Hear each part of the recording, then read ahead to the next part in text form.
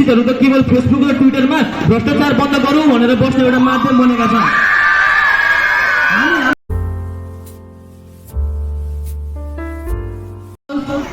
The one and only Mr. Isan Karki. Please give him a big round of applause from their house.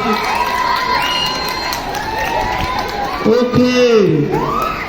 ल हुटिङ चाहिँ दिइरहनु होला है त। All the best.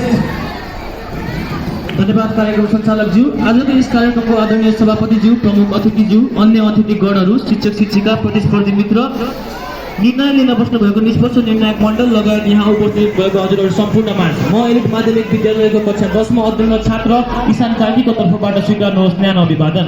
आज मिति 2082 2 महिना 2 गते आयोजित यो वाद विवाद प्रतियोगितामा मलाई आफ्नो भनाइ राख्न दिनुभएकोमा आयोजक टिमप्रति आभार प्रकट गर्न चाहन्छु। यसै गरी आजको यो वाद विवाद प्रतियोगितामा मेरो पक्ष रहनेछ विद्याभन्दा धन ठुलो। आजको यो 21औं शताब्दीमा हिँडिरहँदा धन अथवा पैसा एउटा नभई नहुने वस्तु हो। एउटा वस्तु मात्र नभइकन कुनै पनि सामान खरिद गर्नको लागि चाहिने मूल आधार हो। मेरो विपक्षी साथीहरू धनभन्दा विद्या ठुलो भन्ने पक्षमा बोल्नुहुन्छ, तर त्यही धन नभएको भए स्वयं मेरो विपक्षी साथी र म यो विद्यालयमा हुँदैन थियो होला। आजको यो 21औं शताब्दीमा यदि धन नहुने हो भने हामीलाई आवश्यक पर्ने घाँस पास र कपास पनि हामीले लिन सक्ने थिएन होला। आजको यो कलियुगमा ज्ञान नभएको मानिसले परीक्षा कोठाभित्र प्रवेश गर्न पाउँछ, तर धन नभएको व्यक्तिलाई प्रवेश गर्न दिइँदैन।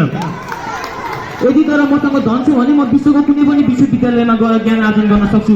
आजको यो कलियुगमा मानिस मरेपछि पनि धनकै आवश्यकता पर्दछ।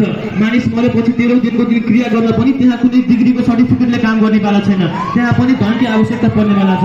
मैले यति भनिसक्दा पनि मेरो विपक्षी साथीहरू विद्याले गीत गाउनुहुन्छ। कुन विद्या? त्यो विद्या जसले सर्टिफिकेट दिन्छ तर रोजगार दिँदैन, त्यो विद्या जसले सपना देखाउँछ तर पेट भर्दैन, अनि अझै पनि त्यही विद्याको त्योहरू गुण गाएर बस्नुहुन्छ। हजुरहरूले म एउटा कुरा सुनाउन चाहन्छु।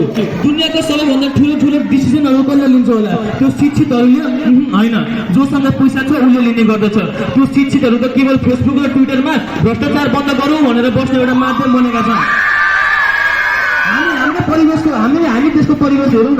हाम्रा नेताहरू अशिक्षित छन् तर सम्पत्ति भने करोडौँ छ, तर त्यही हाम्रो देशको शिक्षितहरू कहाँ छन् भनेर खोजेर जाँदाखेरि त काठमाडौँको ट्युसन सेन्टरमा डिग्रीको सर्टिफिकेट लिएर बेरोजगार जीवन बिताइरहेका छन्। धन विद्या आफ्नो ठाउँमा सही होला, तर धन भनेको जीवन चलाउने इन्धन हो। मेरो विपक्षी साथीहरूले प्रश्न गर्ला यदि विद्या भएन भने धन अन्धकार छ भनेर, तर यदि धनै भएन भने त पुरै जिन्दगी नै अन्धकार छ।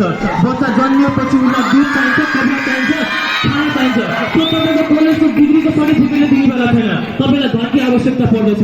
तपाईँहरूलाई म नेपालको यथार्थ सुनाउन चाहन्छु। नेपाल जलस्रोतको धनी राष्ट्र हो। नेपालमा यदि चाहने हो भने 83,000 मेगावाट बिजुली उत्पादन गर्न सकिन्छ, तर पनि आजसम्म हाम्रो देश अन्धकारमै बसिरहेको छ। कि हामीसँग शिक्षित जनशक्ति छैन, इन्जिनियर छैन, वैज्ञानिक छैनन्, सभ्य छन्, तर के छैन भन्दा त धन छैन। हाम्रो देशमा विद्या प्राप्ति गरेका व्यक्तिहरू टन्नै छन्। उनीहरूले बनाएको फिजिबिलिटी स्टडी आज आफै अलपत्रमा छ। हाम्रो देशमा योजनाको कुराहरू धेरै छन्, बस त्यो कम्प्युटरको पावर पोइन्टमा सीमित भएर बसेको छ। किन भन्दाखेरि त हाम्रो देशसँग धन छैन। हाम्रो देशले अहिलेसम्मको जलस्रोतमा जम्मा 7% प्रयोगमा ल्याउन सकेको छ, त्यही पनि विदेशी लगानीमा। अब म मेरो विपक्षी साथीहरूलाई प्रश्न गर्न चाहन्छु, यदि धनभन्दा विद्या ठुलो हुन्थ्यो भने किन आज हाम्रो देशमा बिजुली बत्ती छैन?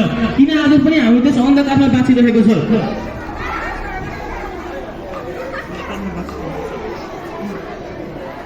आजको यो 21औं शताब्दीमा धन अति नै आवश्यक वस्तु हो। हामीलाई सबैजना विद्याको पक्षमा बोल्नुहुन्छ, तर कुन विद्या? त्यो विद्या जसमा हामीले ट्रिग्नोमेट्री, भेक्टर, म्याट्रिक्स पढाइन्छ। के काम त्यो ज्ञानको जुन भविष्यमा लगेर कामै लाग्दैन? तपाईँहरू आफै भन्नुहोस् न।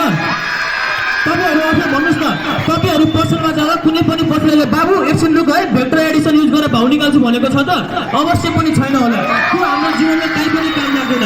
हामीले नचाहिने कुरा टन्नै सिकाइन्छ, तर व्यवहारिक जीवनमा काम लाग्ने भने एउटा पनि सिकाइँदैन। अन्तिममा म जाँदा यति भन्न चाहन्छु, यदि 13-14 वर्ष पढेर पनि अन्तिममा धन कमाउने दौडमै लाग्नु छ भने त्यो धनको त्यहाँ केही पनि महत्त्व छैन। म यति भन्न चाहन्छु, विद्या केवल बाटो हो, गन्तव्य होइन। गन्तव्य भनेको धन कमाउनु हो, जीवन सजाउनु हो भन्दै म मेरो भनाइहरू यही टुङ्ग्याउन चाहन्छु। हजुरहरूको दृष्टिकोणमा धन्यवाद।